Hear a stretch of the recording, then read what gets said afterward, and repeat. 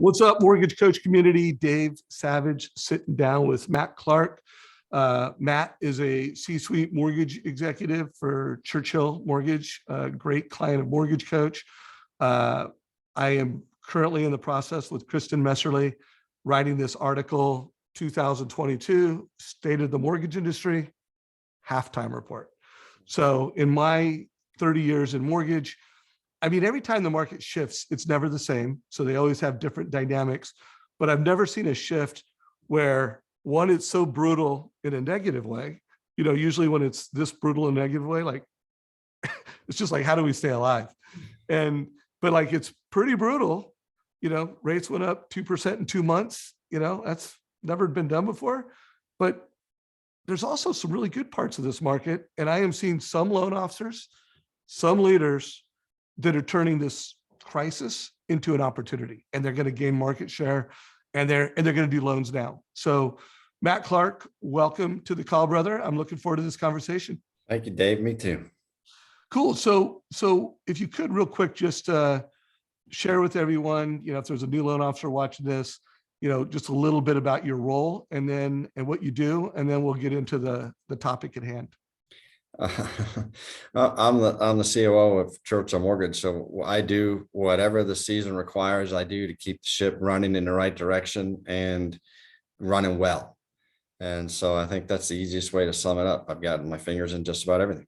Yeah, no, I love it. And guys, Churchill's done a great job with Mortgage Coach adoption. You know, the idea that loan officers should be advisors is something that, you know, they feel it powers their values as an organization. So Matt, thank you for always, you know, and I know you don't do it for me, you do it for the mission, you know, like you want to help families achieve the American dream. And it's not just home ownership, it's home ownership and financial freedom. So thank you for your part, brother.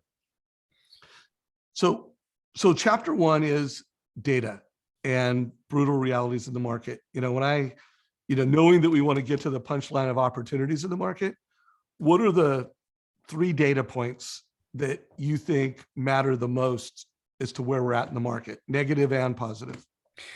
Well, I mean, positive, I'm not sure what the actual number is, but the pie is a pretty big pie still.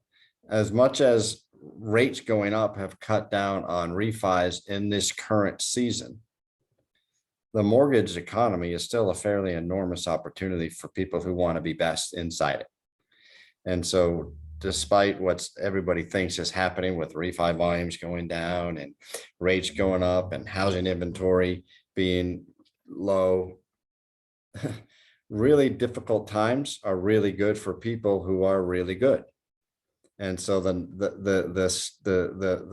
stats are less important, I think, than your strategy to navigate within those numbers. You know, I think about, Dave, the Great Depression. There were more generational fortunes formed during the Great Depression than any other time in American history. That says a lot about how to operate within challenging times, because we're all playing with the same rules. We just have to play different and play better. I love that. I'm still going to try to pull a stat or two. So like, let's, you know, like housing inventory is what, less than 2 months generally across the entire country, where a normal healthy market would be 6 to 7 months. That's definitely puts some strain on the market. The rates are 2 to 2.25 in rate higher than they were at the beginning of the year. Your capital markets were trading in bonds at levels that we hadn't traded in the last 10 to 13 years. And so the efficiency of the buy-ups and buy downs in those particular bonds right now are still working themselves out. I think refinances are what, 30%, 20% of what they were a year ago. Yeah. And so if you focus on all of those factors, there can be some real disturbing thoughts flowing through the minds of our people. What about home equity? I mean, that's a positive thought. Do you have any data on how much more home equity we have? I think in 2022, home values rose about 17%. I think this year we're projecting home appreciation to go to the clip of about 7 to 8% is what I've last seen. About a total 32% increase over the course of the previous 24 months when you aggregate it all together. And so you've got the majority of people that have been good enough to be in the home ownership journey are also now in a situation where they're sitting on a fair amount of equity relative to what they owe for that property. And so there's some really good opportunities there as well. Yeah, one thing I haven't had anybody call out, but I remember I interviewed Larry Kendall a number of years ago, and he called something like the dual market. And he's like, hey, entry level homes, so like first time home buyers, they put it on market, it's still going to sell faster than anything out there. And that move up home, that kind of low to high end, that's not moving as fast. So he kind of like, people don't realize you could like sell in, a seller's market, and then you could buy in a buyer's market. And there's this dual market. And There is. And you lay a geographical difference in on that as well. There are a lot of places where folks are moving out of for tax and other types of reasons, right, and moving into more affordable markets that have appreciation. So it's conceivable that you could sell a house in New York, buy a house somewhere in Tennessee, pay cash, not have that debt, and continue to have the opportunity for home appreciation that you did in New York. Yeah, totally.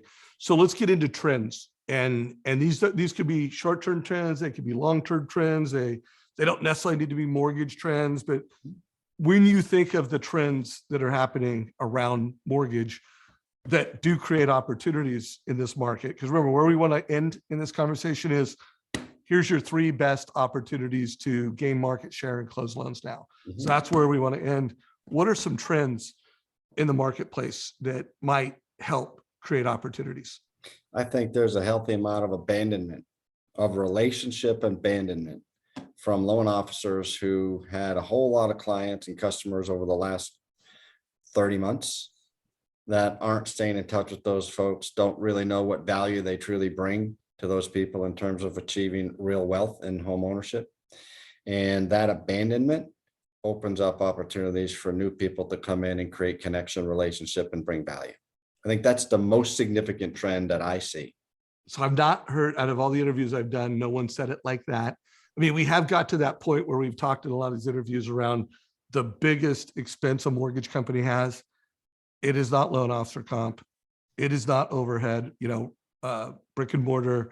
It's not payroll. It's lost loans. Yeah. It's loans that you did pre-quals on. They actually could have qualified, but the loan officer didn't know it. It's the loans where they didn't convert. Like, they closed the loan with someone else, but they didn't convert with you. And then, of course, to your point, it's that database that you have and all the lost loans coming out of that database because someone else did it. Sounds like you align that is the biggest cost of a mortgage company. Well, it is the biggest cost. Acquiring that customer is incredibly expensive. Keeping that customer, I think, is easier to do if you're good at building relationship and bringing that person value and staying in touch with them over time, and not just at a surface level. I think with all of the social information available to us today, it's a tragedy if we don't try to append what we know about people to what their actual behaviors, personalities, desires, goals, dreams are. And we have the ability to do that and then communicate with them specifically to them. One size does not fit all, Dave. One size fits one. Right. If we gather enough information to know the families that have trusted us, we get the ability to maintain relationship with them. If we don't take the steps to know them, we haven't earned that relationship. So in effect, we need to make all the people that we've done business with our friends. All the referral partners are friends. We need to be experts at what we do so that they know we bring them real value in every interaction, and that we care enough about them to know them. And then we continue to build business off of those relationships. You think about the tens of thousands of loan officers in every community that are no longer in the business because they came in, they were new, they did a bunch of loans when rates were low, they closed a lot of clients, and now they're not there. Those are other people we get to go out and learn about, know, build relationships with. And I think now is a huge opportunity to position yourself to win in a big way over the next several years. Cool. I'm gonna try to get one more trend out of you. If there's another trend that tees up an opportunity in the market today, what's another trend? I think the other trend really is the growing inventory that's going to be hitting us over the next couple of years. Right now, we know we're at a fairly significant low in inventory. We know that housing starts years ago went through a significant dip and they're trying to climb back. We know that supply chain are creating issues for new builds. We know that people aren't completely out and being aggressive at putting their existing homes on the market, but we start to see some signs of that slowing down and shifting a little bit. You've just got to have programs that are designed to help people win so that as that continues to tick back up, and it's gonna, you're in the right spot. So yeah, interesting. I've been interviewing C-suite executives, and I've been interviewing, top producers that do over 100 million a year in production, and all the loan officers have called out the fact that inventory is starting to pick up in different markets, and price reductions are picking up. And one of the so far, all the loan officers have called out seller buy downs and arms, like, hey, we got to have arms as opportunities. So for you, let's go to opportunities. And this is, the closing chapter to our conversation today. And if there were three opportunities, and you don't have to put them in order of number one, if you want to call out number one, what are the biggest opportunities? And let's focus on local referral-based lending platforms, loan officers and guys like you. What are the three biggest opportunities for you? Well, for guys like me who are looking at a broad view of an organization, I think there's a huge opportunity to build your organization from a talent pool perspective. I think as the industry goes through a kind of the great retrenchment that it's been through the last few months, a lot of loan officers and a lot of top talent, whether it be in capital markets or technology or sales, are looking at the organization they work with and wondering what they're all about. And so making sure you're positioning yourself in a real positive light into the industry and evangelizing that culture, and not just with words, but who you are actually on a day-to-day basis, there's a real opportunity to attract some top talent. If you continue to expand that into the local market, the same thing is for building referral opportunities, realtors and financial planners and estate planners and tax planners. All of those people have had relationships that may not have been the best. Yeah, and so having opportunities to get in there in the local market and educate on how to build wealth with investment properties. What are the ways that loan originators can help buyers win in the real estate market and position them to get offers accepted and closed against so many cash buyers, investment buyers?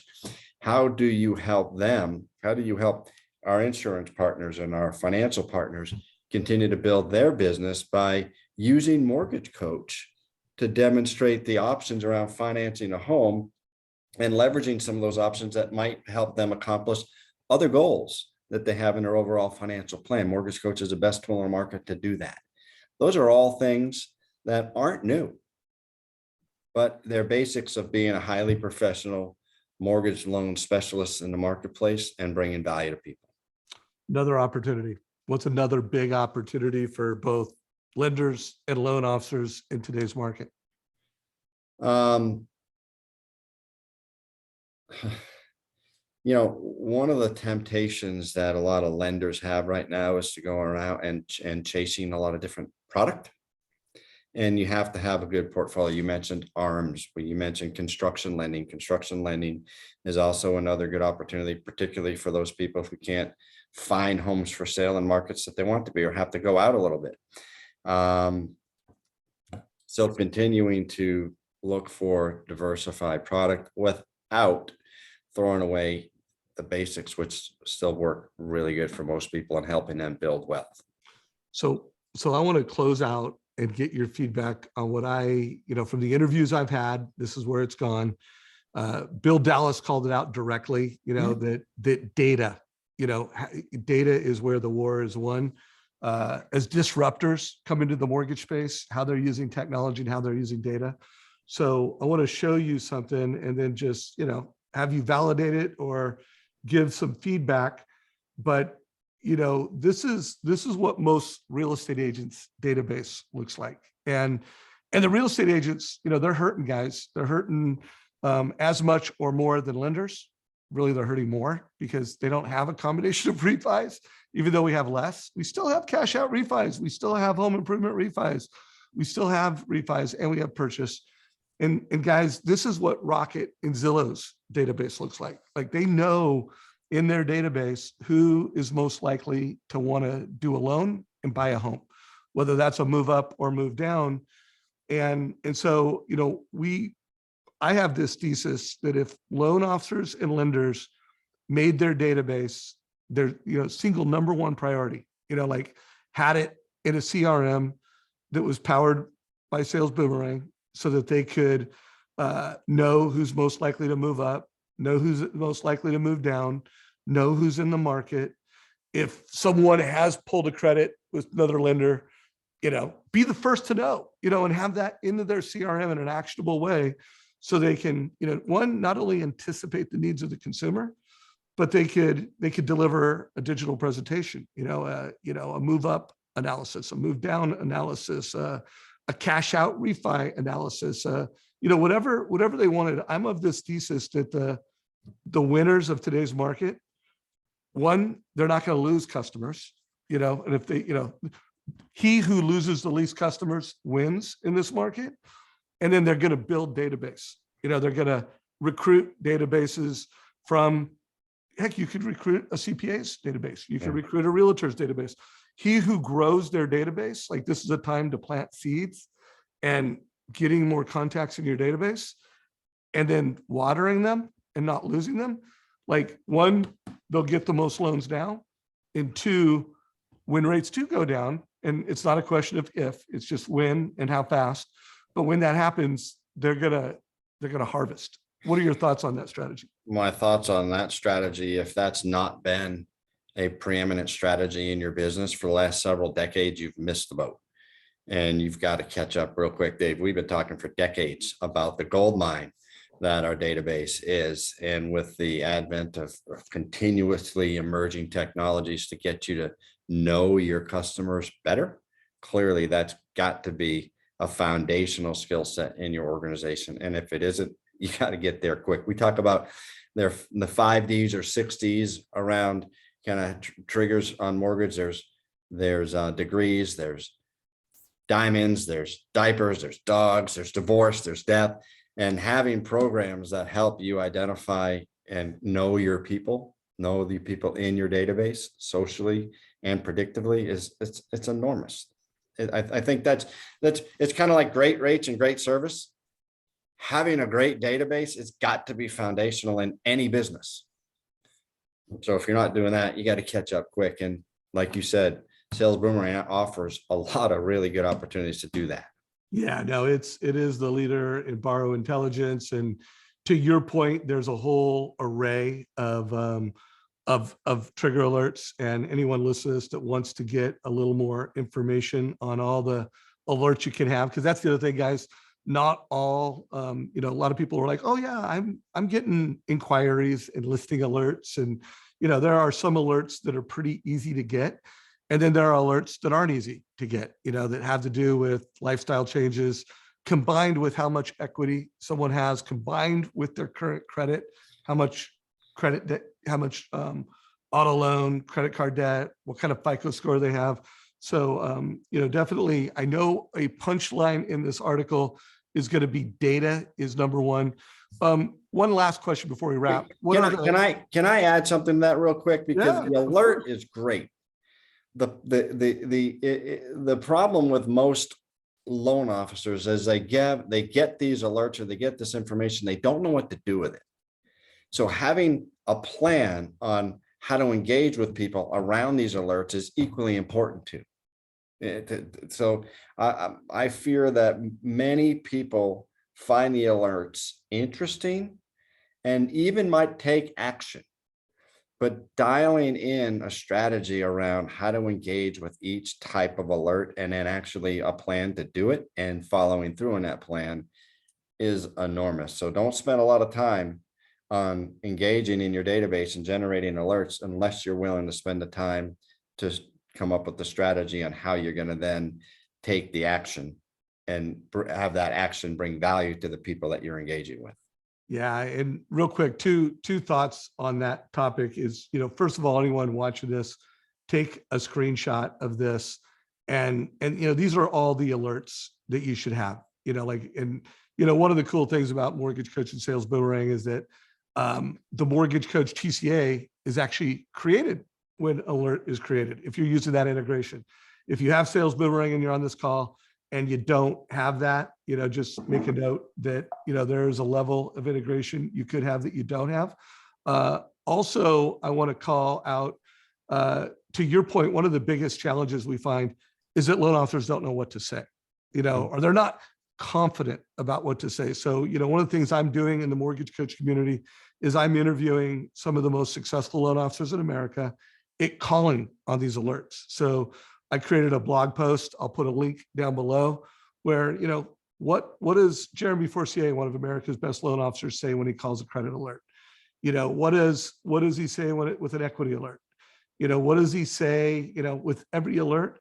And so two things on that. One, use the Mortgage Coach channel as a resource. And then two, if you're a customer of ours, create your own playbook.